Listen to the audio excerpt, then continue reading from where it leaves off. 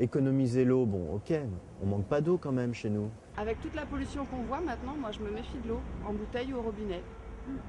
Il n'y a plus de perches, il n'y a plus de tanches, il n'y a plus de gardons.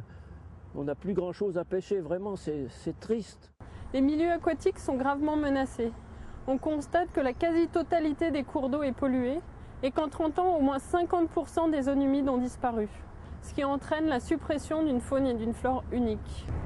La canalisation des cours d'eau, la construction des barrages, l'assèchement des marais pour l'urbanisation ou pour l'agriculture intensive, voilà autant d'activités mal contrôlées qui mettent en péril la ressource en eau. Les équipes du WWF travaillent à la protection des cours d'eau, des zones humides et de la ressource en eau elle-même. Au niveau européen, le WWF a contribué à ce que les États membres adoptent la directive 4 sur l'eau.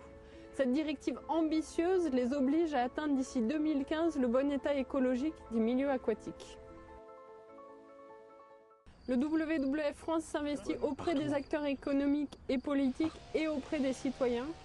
Par exemple, depuis 20 ans, il s'engage pour que la Loire reste un fleuve sauvage, pour préserver la biodiversité du marais poitevin, de la Brenne et de la Nouvelle-Calédonie, pour que la Camargue, ce patrimoine naturel exceptionnel, connaisse un tourisme durable dans le respect de l'environnement. Depuis peu, nous nous engageons aussi dans des projets d'action de solidarité entre la France et les pays du Sud. Pour préserver l'eau douce, chacun peut agir. Par exemple, ces toilettes double chasse utilisent 3 fois moins d'eau.